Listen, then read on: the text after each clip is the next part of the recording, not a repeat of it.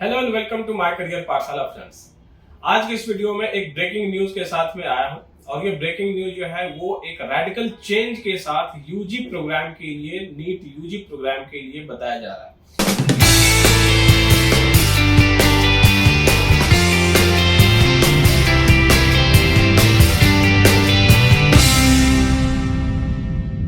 जो ये breaking news है ये नेशनल मेडिकल कमीशन की तरफ से है, जिसमें कि मैं आपको आज जो चीज दिखा रहा हूं और यहां से मैं आपको सिंप्लीफाई करके चीजों को बताऊंगा तो आपको समझ में आएगा कि there would be a radical change, the largest change in medical education of undergrad in India. सबसे पहले मैं आपको दिखाना चाहता हूं, जहां पर कि आप स्क्रीन पे भी देख सकते हैं कि ये नेशनल मेडिकल कमीशन, इसका एक कोऑर्डिनेशन सेक्शन है जो कि आप यहां देख सकते हैं। ये फर्स्ट पेज में ये कोऑर्डिनेशन सेक्शन है जिसने कि ये एक अभी ड्राफ्ट रिलीज किया है और इस ड्राफ्ट के अंदर जो भी प्रोविजंस अभी अप्लाई होने हैं उसके लिए इन्होंने स्टेक होल्डर्स के लिए, यानी कि जो एजेंसीज इसके लिए काम करेगी इस ड्राफ्ट के सेक्शंस को लेकर के, उनके लिए इन्होंने 30 डेज का अभी एक पब्लिक डोमेन में साइट को मींस उनके पॉइंट्स को ऐड करने के लिए, मॉडिफाई करने के लिए, कुछ भी क्लैरिफिकेशन के लिए इन्होंने ओपन रखा है। तो first quarter of the year 2023 का ये फर्स्ट क्वार्टर अभी जो है सो ऑलमोस्ट होने चला है। तो फिर जो है इस महीने में अगर इस तरह की चीज आ चुकी है और ये अप्रैल ऑनवर्ड इस पे एग्जीक्यूशन स्टार्ट हो जाएगा, तो इसका मतलब है कि आने वाला जो नेक्स्ट ईयर है 2024, उस समय में जो बच्चे नीट अपीयर हो रहे होंगे उनको ये न्यू रूल्स को फॉलो करके एग्जाम को लिखने का मीन्स उनको एक प्रोविजन दिया जाएगा। तो एक्चुअल में ये जो प्रपोजल है वो क्या कह रहा है कि seeking comments of the stakeholders of the proposed draft regulations related to national medical commission graduate medical education. अब देखिए यहाँ पर एक न्यू टर्म भी आ गया, ग्रेजुएट मेडिकल एजुकेशन। जिस तरह से फॉरेन कंट्रीज में ग्रेजुएट मेडिकल एजुकेशन एक अलग बॉडी होती है, so on that platform only health commission जो है वो भी उसी पैटर्न पे कुछ अलग करना चाह रही है। और इसमें ड्राफ्ट में आपका entrance, admission, counselling, curriculum, assessment of the university colleges and जो भी आपके करिकुलम उसमें चेंजेस, अमेंडमेंट्स, कुछ भी अगर होना है, मॉडिफिकेशन होना है, इन सब के बारे में ही ये ड्राफ्ट अभी तैयार किया गया है।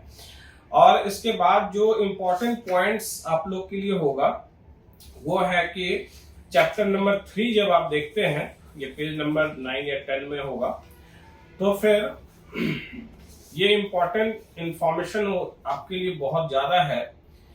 Chapter 3 Admission, Counseling, Migration, etc. Conduct of NEET UG.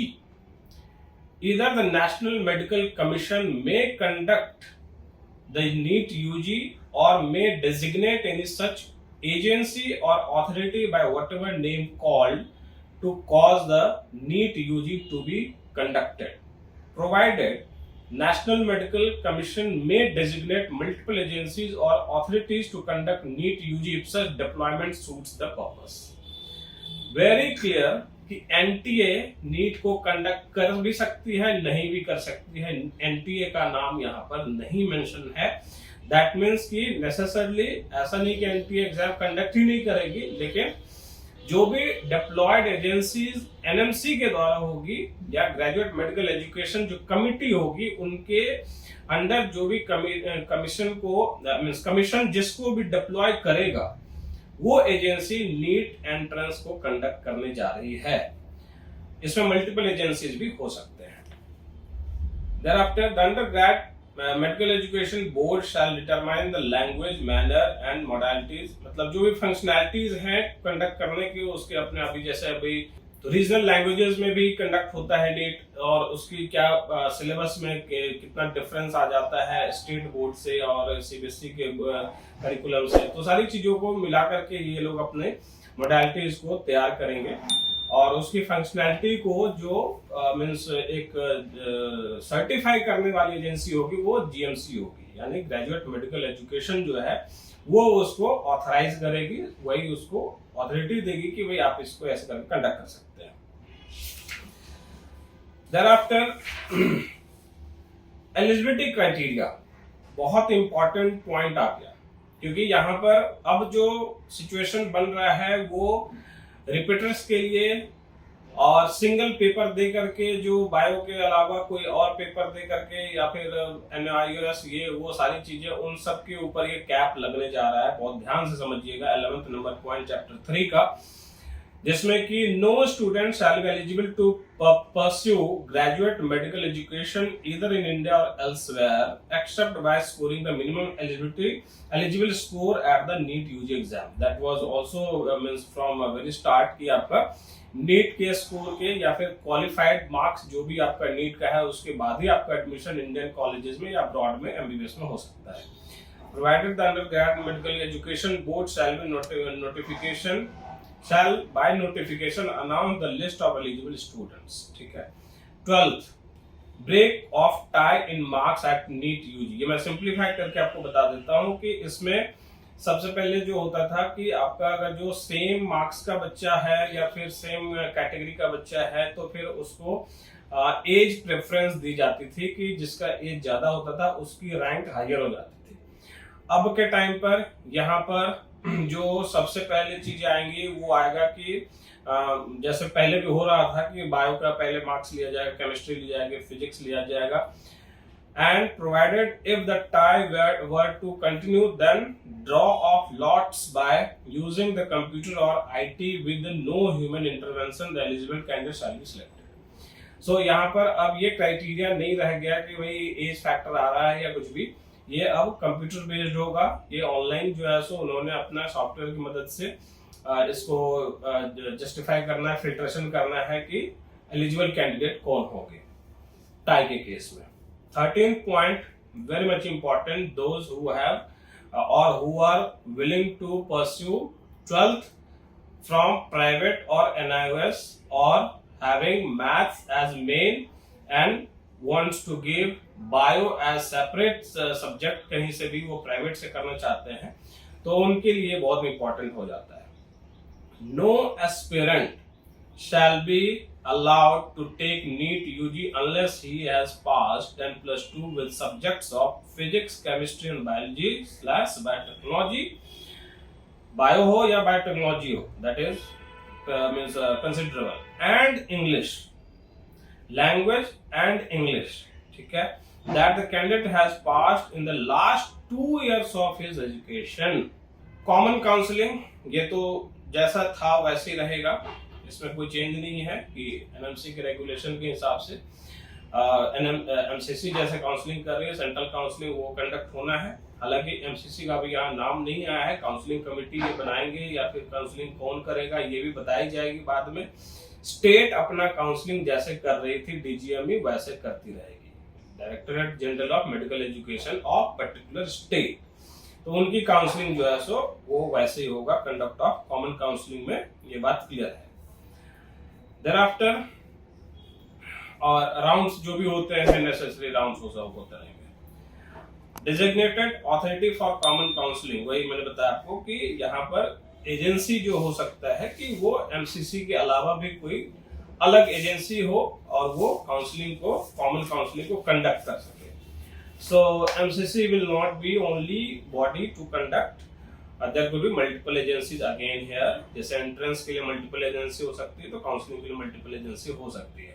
और आयुष का काउंसलिंग जैसे अब ACCC करता है, वेटनरी का काउंसलिंग फिर अलग है, तो इस तरह से चीजों को अलग अलग जो है सो एजेंसीज को दिया जा सकता है। Sole opportunity to the eligible student in the order of respective merit, the eligible candidate shall exercise only the first chance as a right in selecting his or her preferred institution for pursuing graduate medical education, provided the undergrad medical education board shall publish guidelines from time to time in this regard। ये important point selection of college का है। Sole opportunity to the eligible student in the order of respective merit, the eligible candidate shall exercise only the first chance as a right in selecting his or her preferred institution for pursuing graduate medical education। So this is only one chance जिसमें कि आपको university college selection के लिए chance मिलेगा, और ये common counselling में आपका जो भी एजेंसी जो है जैसा भी उसके गाइडलाइंस होंगे वो आपको बाद में बताया जाएगा। Provision of for any student seeking admission any other way than counselling, ये तो बहुत क्लियर है। और कॉलेज के लिए इंपॉर्टेंट इंफॉर्मेशन है, if they are admitting students without counselling then they will be liable for the 50 lakh rupees penalty per seat। उसके बाद भी वो करते हैं तो 1 करोड़, उसके बाद भी करते हैं तो इंस्टीट्यूशन को बंद कर दिया जाएगा। Summation of the final list, ये सारी अथॉरिटी जो है सो उसको अपना काउंसलिंग कमेटी ये सारी लिस्ट 1 हफ्ते के अंदर अंदर जो है सो कॉलेज को प्रोवाइड करा देगी, और कॉलेज भी अपना जो एडमिटेड स्टूडेंट है उनकी लिस्ट विद इन एक डेजिग्नेटेड टाइम में उसको दिखा देंगे अपनी साइट में। सीट्स इंक्रीमेंट, ये एक बहुत ही अच्छा सा टर्म है जो कि आपका मतलब लॉ का टर्म है, ये म्यूटेटिस म्यूटेंडिस, ठीक है। तो ये जो सीट इंक्रीज होने का है इसमें आपको हर हमेशा एक मींस क्योटिक सिचुएशन बना रहता है स्टेट एंड सेंटर के बीच में, एनएमसी के बीच में, कि भाई आप सीट इंक्रीज कर रहे हैं या घटा रहे हैं, किस उसका जो है सो एक एकेडमिक ऑडिट की जाती है, उसके बाद ये सीटों का इंक्रीमेंट या डिक्रीमेंट वो फाइनलाइज होता है। तो इस केस में जहां पर कि आपका एनएमसी जो काउंसलिंग है, तो काउंसलिंग के थ्रू अगर जो ऐसा कुछ नहीं होता है तो सीटों को घटाया बढ़ाया जा सकता है, घटाया जा सकता है, बढ़ाया नहीं जा सकता है। तो ये सब प्रोविजंस उनके लिए है जो पेनल्टी वाले क्लॉज में आते हैं। स्टूडेंट माइग्रेशन, बड़ा इंपॉर्टेंट पॉइंट आ गया। स्टूडेंट माइग्रेशन, पहले अभी तक जो है ऐसी सिचुएशन जहां पर कि कॉलेज किसी और वजह से बंद करना पड़ा हो या कॉलेज में कोई ऐसी बात हो गई हो जिसकी वजह से स्टूडेंट को वहां से अब ट्रांसफर लेना है। इंडिया में जो कॉलेज टू कॉलेज ट्रांसफर की बात है वो ज्यादा प्रैक्टिस में नहीं है, इसलिए एक न्यू थिंग आ गया जो कि इसके क्लॉज बनाए जाएंगे। तो स्टूडेंट माइग्रेशन में क्या होगा कि अगर आप गवर्नमेंट कॉलेज के स्टूडेंट हैं और गवर्नमेंट कॉलेज में ही आपका ट्रांसफर एक तो होगा, प्राइवेट में है तो प्राइवेट टू प्राइवेट ट्रांसफर होगा। यहाँ पे बहुत इंपॉर्टेंट पॉइंट इन्होंने लिखा है, migration of student from one medical college to another medical college shall be granted as per the guidelines of UGMEB of NMC only in exceptional cases to the most deserving among the applicants for good and sufficient reason and not on routine grounds, ठीक है। सो ये एक provision रहेगा जिसमें कि migration का अगर कुछ ऐसा प्रोविजन बनता है कि आपको दूसरे कॉलेज में ट्रांसफर लेना है तो there should be a valid reason, ठीक है। और यहाँ पे कोई ऐसी बात नहीं होगी कि आपका मींस एक्सचेंज प्रोग्राम टाइप का कुछ नहीं हो रहा है। सो ये प्रोविजन पहले ऐसा नहीं था कि आप ट्रांसफर ले सकते हैं, बहुत कुछ भी ऐसा रीजन हो जाए, किसी एक बच्चे को ट्रांसफर लेना है किसी दूसरे कॉलेज में, तो इसका कोई प्रोविजन अभी तक ऑफिशियली नहीं बना हुआ है। और हाँ, ये कर सकता है बच्चा कि भाई इस साल उसने इस कॉलेज में पढ़ना ही नहीं है तो उसने छोड़ दिया और उसकी पेनल्टी भर दी। अभी इसके ऊपर बहुत सारे जो है सो कोर्ट में केस भी है एक दो कॉलेजेस का, जिसमें कि मुझे लगता है कि मद्रास हाई कोर्ट का ही कुछ ऐसा एक सिचुएशन आया है। अभी रिसेंट ये जो है सो घटना हुई है जिसमें कि बच्चा कॉलेज छोड़ चुका है और उसके जितने भी राजा मुथैया कॉलेज अन्नामलाई, तो यहाँ पर क्या हुआ है कि बच्चा कॉलेज छोड़ चुका है और उसकी जो क्लॉज है कि भाई आपको पेनल्टी देनी पड़ेगी, पूरी फीस जो है कोर्स की देनी पड़ेगी, तो आप वो फीस दे करके वो बच्चा निकल गया दूसरे कॉलेज में, मदुरई में वेलमल कॉलेज में चला भी गया, लेकिन उसके फर्स्ट ईयर की फीस जो थी उसको यूजीसी के रिकमेंडेशन पे, जो यूजीसी का क्लॉज है उसके अंतर्गत उनको, ये सुप्रीम कोर्ट का डिसीजन है, यूजीसी के अंडर अगर आप उस चीज को फॉलो नहीं कर रहे हैं कि आपका जो 50% फर्स्ट ईयर की फीस है या जो रिक्विजिट अमाउंट जो आप कट कर सकते हैं, डिडक्ट कर सकते हैं, वो उसके बाद उसको आप पैसे लौटा दीजिए। तो ये आपका क्लॉज जो है सो यहाँ पे क्लियर हो जाता है कि आपने जो भी पैसे अगर जो कॉलेज को दिए हुए भी हैं तो आपको कोई पेनल्टी नहीं लगाई जाएगी। ट्रांसफर का सिचुएशन देखा जाएगा, माइग्रेशन का जो है सो वो कंडीशन देखा जाएगा if it is valid reason, there is valid reason, तो फिर आपको ट्रांसफर विदाउट एनी पेनाल्टी वहां से मिल जाएगा। तो ये इंपॉर्टेंट पॉइंट हो जाता है। बहुत एक्सेप्शनल केसेस होते हैं, लेकिन ये जानना जरूरी है।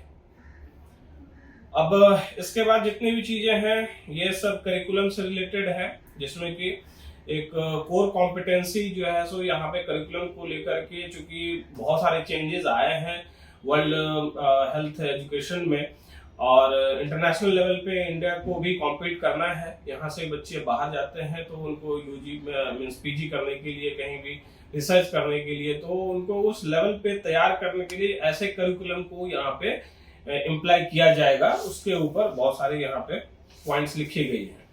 और कॉलेज कमेटी एक बनाई जाएगी, जिसमें स्टूडेंट कमेटी, जिसको लेकर के जैसे अब डीयू में, जेएनयू में, या और भी इस तरह के जो यूनिवर्सिटीज टाइप के कॉलेजेस होते हैं, तो उनके यहाँ पे इलेक्शंस होते हैं, वहां पर स्टूडेंट ग्रुप होता है। तो इस तरह के प्रोविजन जो है सो इन्होंने बोला है कि भाई आप स्टूडेंट वेलफेयर के लिए, ये आपको चैप्टर 6 में लास्ट एक स्टैंजा दिया हुआ है पैरा में, तो यहाँ पे आपको student welfare is central to good learning atmosphere. The issues related to ragging disrupt students' well-being. Hence, students are expected to abide by prevention and prohibition of ragging in medical colleges and institutions. Regulation 2021. There shall be an elected student association and representation of students in decision making by the medical college institution affecting student welfare. तो ये एक provision दिया गया है student welfare के लिए। कुछ चीजें आपको और समझनी है, जैसे इंटर्नशिप, ये सब है, ये सब रोटेटिंग कंपल्सरी इंटर्नशिप, ये सब आपका जब तक क्लर्कशिप नहीं होगा तो इंटर्नशिप नहीं होगा, ये सारी चीजें जो है सो दी हुई है। एक चीज बहुत इंपॉर्टेंट यहाँ पे और समझना था, वो है कि मैक्सिमम टाइम जो है आपका एमबीबीएस पास करने का वो है 9 इयर्स, और जो फर्स्ट ईयर में आपको पास करना है, अगर आपके उसमें बैकलॉग आ गया फर्स्ट ईयर में ही, तो फिर आप 4 टाइम्स मैक्सिमम टाइम आपको दी जाएगी, जिसमें कि आपको फर्स्ट ईयर क्लियर करना ही होगा। Otherwise you will not be eligible for the MBBS course, pursuing MBBS course. So note it that first year can be completed in 4 attempts.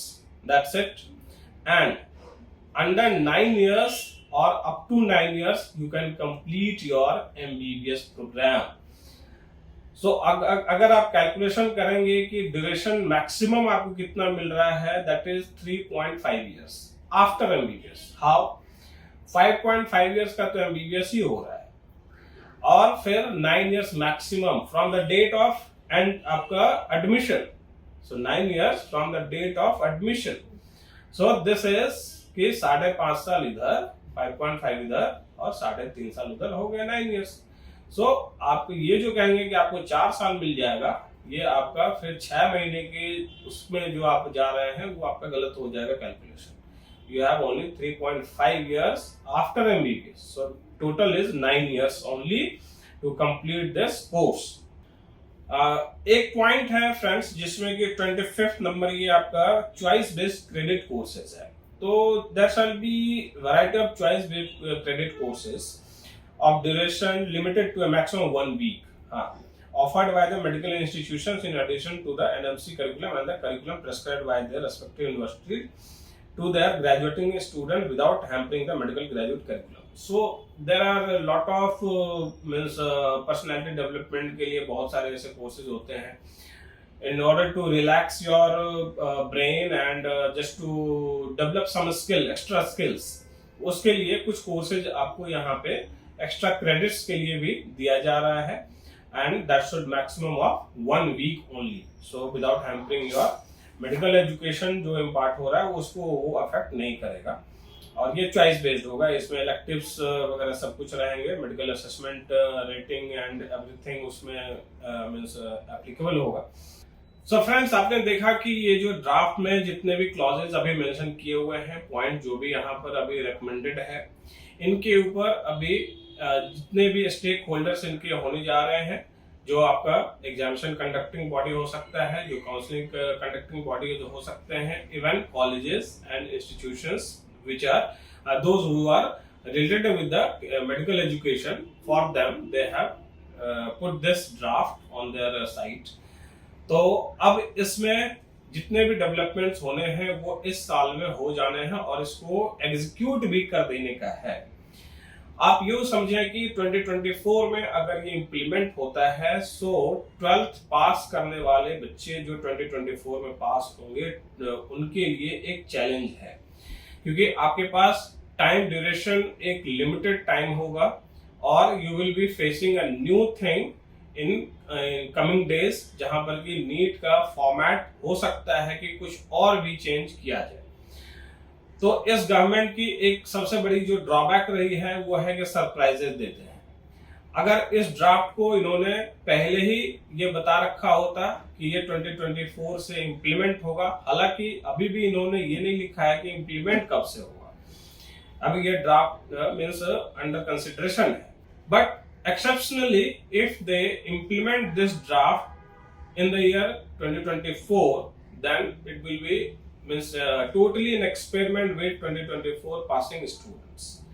So इसलिए अभी इसके लिए आपको बहुत ही ध्यान देना होगा और इम्पोर्टेंट इंफॉर्मेशन ये आपको हर हमेशा अपडेटेड रहना पड़ेगा कि नेक्स्ट ईयर नीट को लेकर, नीट कंडक्ट करने को लेकर क्या क्या प्रोविजंस होने जा रहे हैं, so that you can prepare in that format only और आपका टाइम वेस्ट ना हो।